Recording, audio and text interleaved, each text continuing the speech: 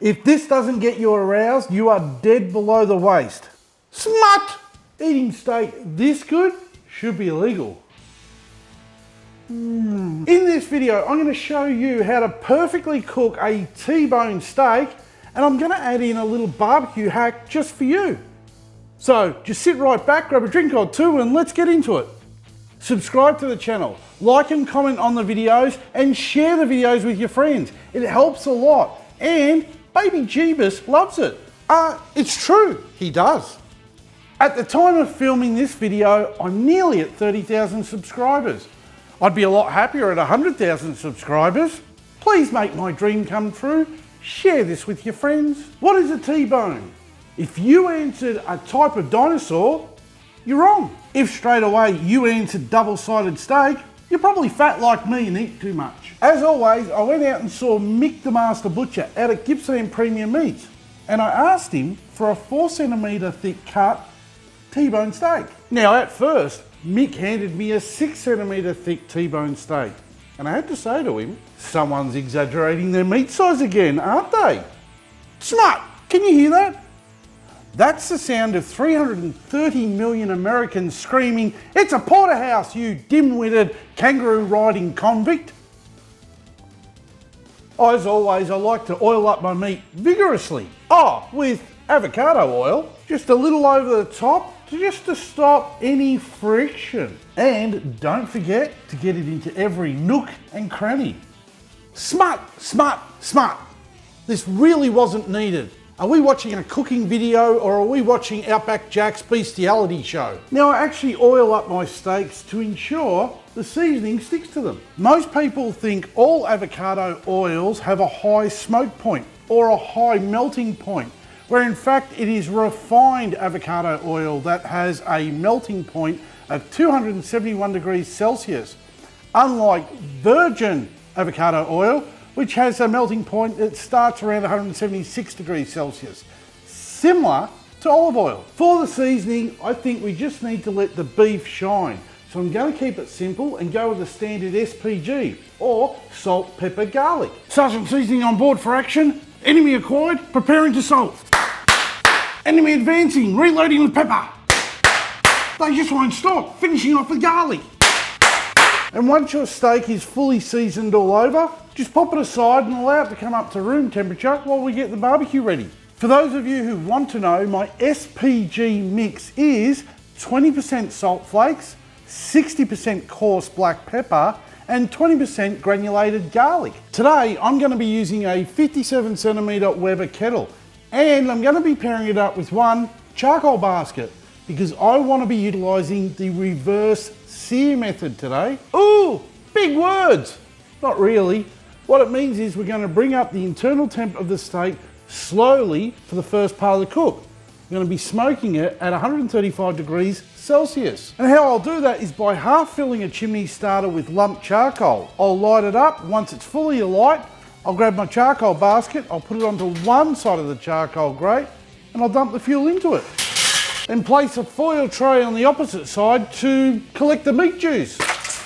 Stop encouraging him, people. I want to add one piece of cherry wood just to give the steak a little bit more smoky flavour and some colour. And straight on the charcoal it goes. Place the grill back in. Pop the lid back on, making sure all the vents are wide open. Quality lumped charcoal is the key. What was that? You want to know what brand I'm using? It's a secret, for now anyway. For this type of cook, there's no need to wait until the grill's hot to get the steak in there. Now we're just going to stick a probe into the thickest part of the T-bone without hitting the bone. And just place the T-bone on the opposite side of the lit fuel, and you want the largest cut of meat facing the heat source. And pop the lid back on, making sure the lid vents over our food. This is going to draw the heat and the smoke over our steak. And we'll just monitor that until the internal temp reaches 46 degrees Celsius. Smaller cuts of meat like steak, if they still have the bone in them, the reading of the meat closest to the bone will be a little bit cooler during the cook. So be careful and don't just ram your probe in. Nope, the steak has reached an internal temp of 46 degrees Celsius. So we can get it off the heat and onto a board to rest. Now this steak weighed in at 780 grams. So we're going to let it rest for 8 minutes. Remembering to cover it with foil. This won't hold the heat in. It's just going to stop the flies from shitting on it. Come on, you're better than that. The steak will actually keep increasing a little in heat regardless. The only time it's going to lose a lot of heat is once we start slicing into it. Did you know the general rule for resting meat is 1 minute per 100 grams? Today I'm starting this cook with a medium indirect heat of 135 degrees Celsius. Then I'm going to finish it off with a high direct heat, just to form that crust that we all love on our steaks. All up, this steak's going to take less than an hour to be ready to shove in your face hole. Or, for those of you who love to use my beer timer, you're looking at a 2-beer cook. Cheers. The face hole I refer to is your mouth. Don't start commenting saying you've shoved a steak up your nostril and it's stuck. Use some common sense. It's finally time to sear the steak, and since we've already imparted a nice smoky flavour into it, we no longer need to cook it over charcoal. We can now use this cast iron pan, and we need it hot. The hotter the better. We'll actually only need it around 200 degrees Celsius. We need to create a crust, because crust is flavour and we want it. Well, at least I want it. Just add some of this high smoke point oil, like this refined avocado oil. Now I want to sear this fat cap first, but what a pain it is to hold it up like this, whether it be with your hand or tongs. Surely there's a better way. Grab yourself a set of tongs, metal ones, not silicone, that have this little clip. Because then you can grab your steak and hold it in place by pulling that little lever. And then pick up your steak and rest the tongs on the side, and it will stay like that as if like magic. Once the fat cap is seared, we need to get onto the rest of the searing. So we release it from the tongs. We're going to put the steak into the pan, laying it away from us to stop any splatter. And we're going to let that sear away for 90 seconds aside. And a halfway flip. Oh, look at that. And then remove it from the pan and put it back on the cutting board.